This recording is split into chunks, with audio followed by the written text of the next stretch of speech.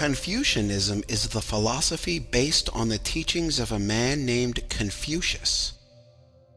He lived over 500 years before the birth of Jesus and was an important Chinese philosopher. Confucianism has a complete system of moral, social, political, and religious thought and has had a large influence on the history of Chinese civilization. The teachings of Confucius focus largely on the respect of one's parents, elders, and ancestors. Confucius also taught that humans can never stop learning, meaning that knowledge is infinite. Therefore, we will always learn, never stopping. Confucianism, the first of the traditional Chinese religions, is based on the teachings of a philosopher named Confucius, who formulated his ideas around 500 BC.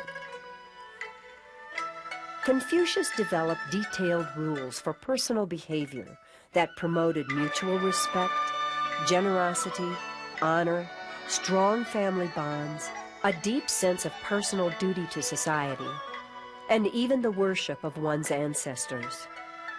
Confucius believed that a superior ruler, father, husband, or older brother was naturally worthy of respect and obedience. Confucius predicted that trouble would result whenever a bad example was set. In many ways, Confucianism turned out to be much more of a system of rules for proper behavior and for good government than an actual religion. Nevertheless, the vision and ideals of Confucianism ended up uniting China, and it provided the Chinese people with a strong foundation for a stable, long-lasting society. While the Greeks were developing the idea of democracy, a very different set of values was beginning to take shape in the East.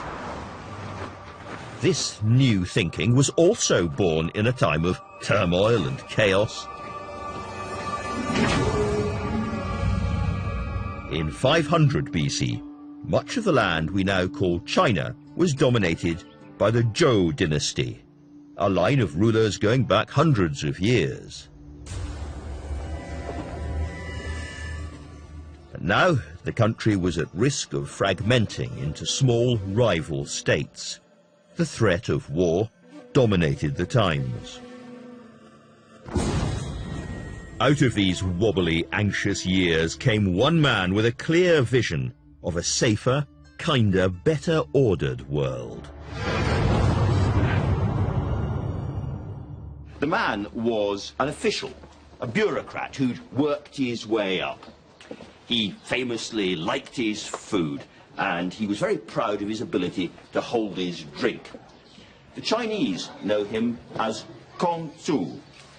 We call him Confucius. Confucius worked in the court of Lu in eastern China. He was one of the old school who yearned for the good society and the stability of the past.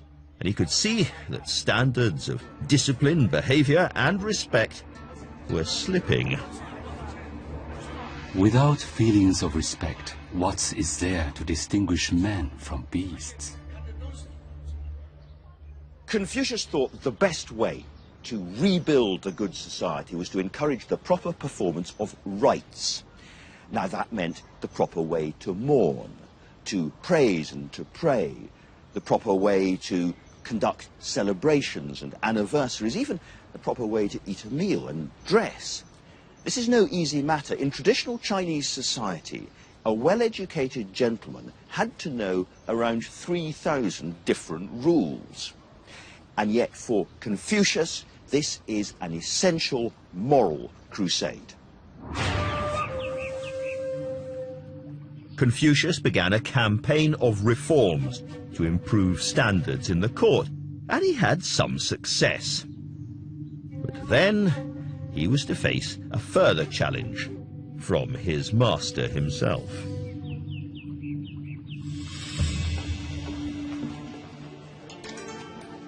he started neglecting his duties after he was introduced to some particularly enticing new courtesans. Audiences were cancelled, work was left undone. Confucius believed that if you didn't set a good example at the top, there was little hope for anyone else.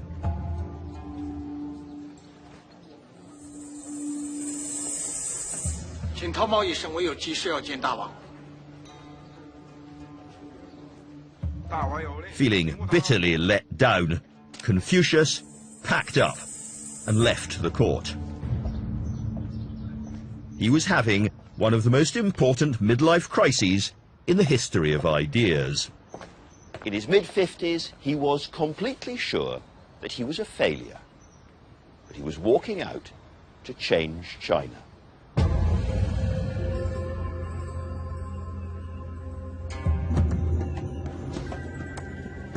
Like the Buddha in India, Confucius went on the road. He travelled through China, listening, teaching, gathering converts. He was convinced that individual actions on a small scale could shape the whole of society, and so he urged his followers to honour tradition, respect their families, and follow ancient rules of good behaviour. Respect yourself and others. What is right and not to do it is to do not do unto others what you would not like done to yourself.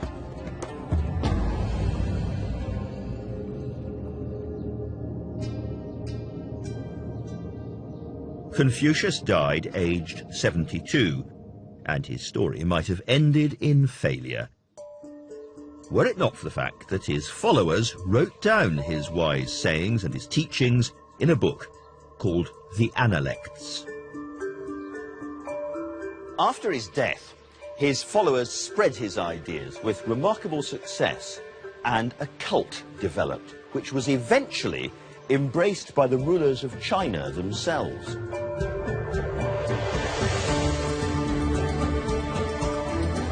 The social philosophy of Confucius took root in Chinese society. Over time, it became deeply embedded in state institutions.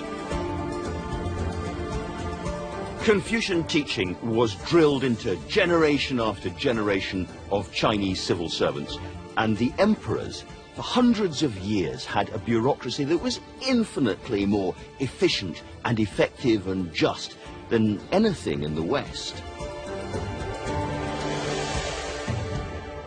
2,400 years after his death, Confucian ideas are still enduring in today's China.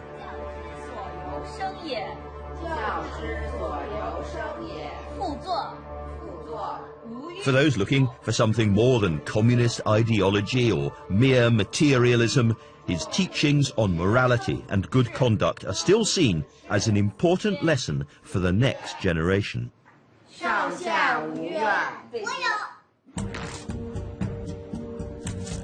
Confucius' ideas were a response to disorder, and they made Chinese civilization more distinctive, more itself, even unique.